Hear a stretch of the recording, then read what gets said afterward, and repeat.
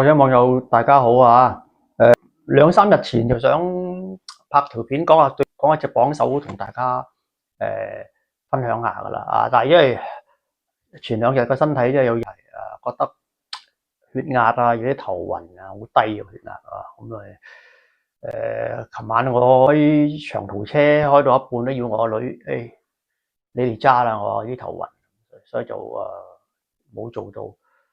咁今日抽少少時間出嚟同大家講下我哋詠春隻榜首啊！我亦都係要還翻俾大家嘅，因為我已經答應咗好長時間話要做呢條片啊，結果都未做好啦。我做呢條片之前咧，我希望大家就俾少少時間聽一聽下。有幾個fans 咧，我係講漏咗佢嘅，咁啊唔好意思，我今日呢一集咧就大家留意聽一聽啦嚇。咁有一位咧就高 man 咁樣嚇，因為留言話冇提到佢，咁唔好意思啊！上一集我講漏咗，多謝佢支持啊！咁讚留言嘅，聽我徒孫講咧話佢係玩泰拳嘅喎，係一個泰拳拳手嚟嘅啊！我唔知係職業定業餘啦，反正係泰拳拳手嚟嘅。咁泰拳拳手都聽我呢個節目，咁多謝佢啦嚇，多謝欣賞下。咁另外有一位網友咧問我係邊個國家，咁我國家依家喺加拿大咁有冇機會跟我學習？咁有嘅，我都係隨緣啦，好多心學到。我上一條片都有講啦，有心學就有機會嘅。我哋有機會聚嘅，咁想好心學我係有心教，係咪呢樣嘢我回咗嗰位叫做 Albert 梁嗰位網友。好，咁另外一位咧又係好，所以我成日都讚嗰啲網友係好有質素有啲網友好識睇功夫噶，所以我話雖然我哋唔算好多 fans， 但係我啲 fans 全部都係高人嚟噶好識睇功夫嘅。咁有位 Simon Tam 留言讚許我 Simon Tam 6299嗰位網友留言讚許我啲馬步各樣好，咁多謝佢多謝收睇，多謝我一睇佢都係識功夫噶可能係分鐘係個武林高手嚟噶，好多謝晒咁另外有一位咧叫做姓郭嘅，咁咧就係打咗好多個心俾我多謝佢啦咁 Mr. 郭咁咁踴躍支持Morning Cow Coco 2010唔使講啦，佢真係忠實嗰位真係條片再多謝佢佢都即係好關注我哋呢個視頻我仲記得佢，多謝我當然記得佢啦，同埋佢仲好擔心我身體，話我瘦咗啲，多謝俾到蔡某咁大個溫暖，好多謝晒仲有位網友姓 Pan TSUI 佢話如果我喺溫哥華咧就會做我徒弟啦，必定做我徒弟啦咁樣。咁其實我喺呢度離溫哥華就遠啲應該搭飛機幾個鐘隨緣啦，有緣就會有機會碰面嘅好有機會嘅，邊個想學我都好欣賞我啲嘢噶，或者想學我都好有，我係冇保留噶功夫，我冇保留噶，只要你覺得我啲嘢啱你，係咪咁你想學我一定會教如果你話我哋呢度咧，我同嗰位 Pan 燒咧，我哋呢度係東岸呢邊嘅我哋係咁所以咧就有啲遠啦隨緣啦，有機會都會見面嘅咁去片睇一睇我今日講一講我哋嘅榜首啦。今日我同大家講下我哋詠春隻榜首。咁我上幾集已經講咗詠春嘅榜首點樣榜，對我哋嚟講係為之正確。咁今日呢一集咧我就同大家講下隻榜首喺實戰上係點樣用。識詠春嘅人個個都知道噶啦，榜首一定係打咗埋身先用。咁用完之後就會點啫？一般嚟講，我哋係用乜嘢嘅練習去操我哋個學員，喺等呢隻榜首將來喺實戰裏邊可以用得到嘅。大家識詠春都知道啦，榜首用得榜首嘅一定隻手唔喺上邊。如果我隻手喺上邊嘅話，係好難用到榜首嘅。冇理由話你隻手翻落嚟先做個綁手，咁咪慢晒咯。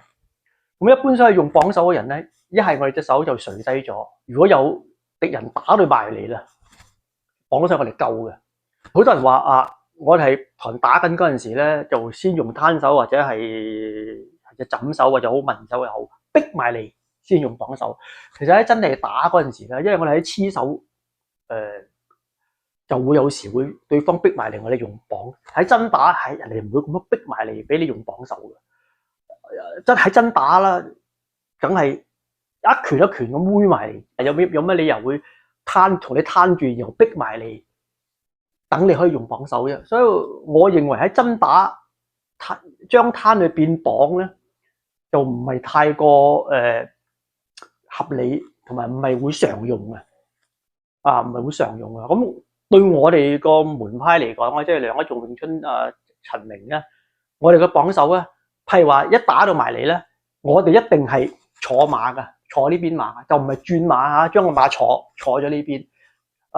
譬如話有攻擊埋嚟，坐馬。嗱，因為點解咧？我哋嘅綁手用嗰陣時候，其實係將對方嗰個橋手啊，喺個橋手嘅底裏邊頂一頂上嘅啫喎，即係托一托佢個橋底嘅喎。其實如果你唔坐翻呢邊馬咧，人哋嘅上一步馬真係會打中你噶。嗱，你咁樣其實係冇乜咁，即係綁手發揮嘅作用係唔大嘅。咁於是咧，我哋坐咗一邊馬啦，有拳入嚟，坐咗一邊馬，變咗綁手嘅作用就大好多啦，係咪？坐咗呢邊，但係坐就唔係轉啦。跟住個老師傅同我講話，我呢條坐馬唔夠，係我哋要轉晒嘅，即係眼望呢邊啊！嗱，我哋又唔制嘅。呢啲我個門派係唔會玩呢啲嘢嘅，因為你隻眼已經唔係望對方啦。咁所以變咗我上一條片已經有講啦。所以我哋個綁手一定係坐翻呢邊馬，隻眼都對住對方啊。但係佢個拳係已經打我唔到噶啦。咁坐咗馬就個發揮到我哋綁手嘅作用啦。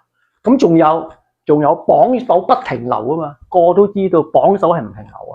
咁所以當我哋要綁手做完一個綁手之後咧，我成日講啊，嗰邊個錘一定打埋嚟嘅，一定嘅，99.9嘅打埋嚟，冇可能，除非人哋有一隻手啦。如果打埋一定嗰一拳一定打埋，仲係最硬嗰個拳打埋嚟嘅。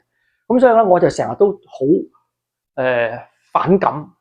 啲人嘅操練成日玩住人哋打埋嚟嗰隻手，打埋你隻手已經綁咗，仲玩住嗰隻手做咩啫？係咪？人哋嗰隻拳打死你啦，你另外一隻拳人哋唔係獨臂噶嘛，有兩個手啊嘛。咁所以就我哋嘅訓練就係話，綁完之後咧，好多時我係防嗰隻手啊，好多嗰啲咁嘅訓練咧，我哋有啲訓練咧就綁完之後咧，就呢隻手綁手啊，我都可以係變直拳噶，綁手完我係變直拳嘅，仲有綁手掛在。揮落去噶，一綁完就揮埋去嘅。咁當然我打完呢下，我呢下仲可以變啦，係咪唔會死咕咕噶嘛？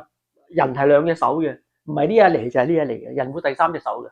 咁所以我哋個綁手就係咁啦，一綁完一個綁手可以打埋去，就唔好嘥咗呢下啦。咁當然啦，把係生嘅，練習係死嘅。但係我有練習，有平時嘅練習，喺當你實戰把嗰陣時候咧。我哋係用得到自己嘅本門嗰啲手法咧，係機會係大好多噶吓。因為好多時綁完即係可以變錘啦，係咪？綁完可以變呢個咁嘅掛錘打落去啦。嗱，呢啲一掛嚟啊，即刻爆光噶啦，成場交打完噶啦，仲有質量嘅話咧，呢啲咁嘅已經打完啦。同埋綁完手變翻隻拳都學。邊一門功夫，我哋知道我哋個功夫嗰個長處喺邊度？我哋個長處就係變化多，同埋手密，手係好密嘅，左右交替去，等對方係好難掌握我哋邊隻手打佢嘅。呢嘢係詠春嘅特點嚟嘅，係咪？好似八足咁啊，好多手去打嚟嘅。其實人係得兩個手，因為我哋左右好多時替換。嗱，我又講下咩叫左右替換。比如我哋好似喺街咁同人打。做下立手衝拳咁打對方啦，我呢隻手打嘅喎，但係咧我見到個影拳打你一定有手影嘅，感覺到對方呢拳打嚟搏啊，咁我就換手啦，用呢個拍手衝拳喺嗱，我立手衝拳打佢啊嘛，嗱，我變咗手啦嗱，本來嗱你睇到慢動作嗱，本來呢隻手打佢，就變咗呢隻手打佢啦，咁左右交替咧係我哋詠春好好嘅變化嚟嘅，同埋對方佢都會唔知係邊隻手打佢啊，所以呢啲咁樣李小龍咪成日用噶啦，係嘛？攤住拍打，攤住拍打，對方以為對方呢隻打就唔係，用呢隻手打翻佢，咁所以詠春比較活嘅，同埋好變化好。